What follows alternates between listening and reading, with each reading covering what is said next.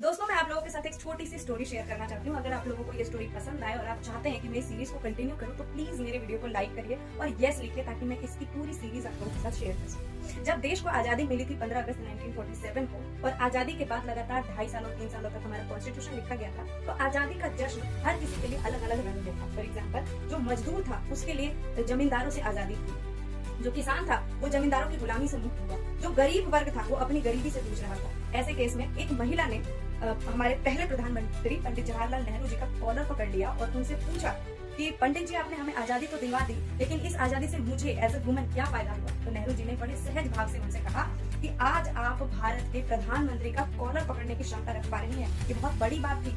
क्या आज की जनता आज की सत्ता से सवाल पूछने की क्षमता रखती है? क्या आज किसी भी ऑडियंस की इतनी रीच है, ऑडियंस छोड़िए, किसी इंडिविजुअल की इतनी औकात है कि वो हमारे देश के प्रधानमंत्री से सवाल पूछ सके? जवाब है नहीं, हम नहीं पूछ सकते। एक्चुअली में जो हमारे प्रधानमंत्री हैं, नॉन बायोलॉजिकल प्रधानमंत्री, वो एक एक्टर की भूमिका निभा रहे हैं। जैसे एक्टर्स को एक स्क्रिप्ट दी जाती है, वो उस स्क्रिप्ट को फॉलो करते हैं, पढ़ते हैं, खाते पीते और सो जाते हैं। सेम हमारे प्रधानमंत्री भी तो कर रहे हैं। देश में गरीबी, बेरोजगारी, पेपर लीक, इतने सारे मुद्दे हैं, लेकिन वो मन की बात करने जब संडे को आते हैं तो पूरा देश टकटकी लगाए उन्हें सुनने की कोशिश करते हैं कि शायद आज तो वो हमारे मुद्दों की बात करेंगे, सीबीएसई के पेपर के लीक की बात करेंगे। लेकिन वो क्या ऑर्डर देते हैं कि आम खाया करो। हाँ जी, आम खाने की हिदायत अचानक से क्यों देने लगे हमारे प्रधानमंत्री जी? क्योंकि इंडिया जो है ना, अपने बहुत अच्छे आम एक्सपोर्ट किया करता था जापान को, और जापान ने जब उस आम की क्वालिटी को चेक किया तो उसने पाया कि बहुत ज्यादा पेस्टिसाइड्स डले हुए हैं, केमिकल्स डले हुए हैं। और ये केमिकल वाला आम, जाहिर सी बात है कि Japan is very aware and conscious towards their citizen, तो उन्होंने वो सारे के सारे आम वापस कर दिए। अब मोदी जी के जो मित्र थे उन्होंने कहा कि ये जो आम खराब हो गए, इसका क्या करना है?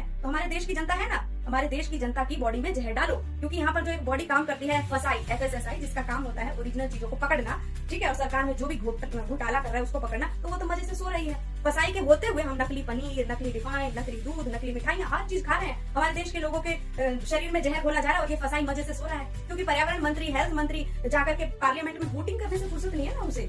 तो हमारे प्रधानमंत्री एक एक्टर हैं। अगर आपको लगता है कि मैं इस स्टोरी को कंटिन्यू करूं, तो प्लीज मेरी इस वीडियो को लाइक करना और सपोर्ट करें।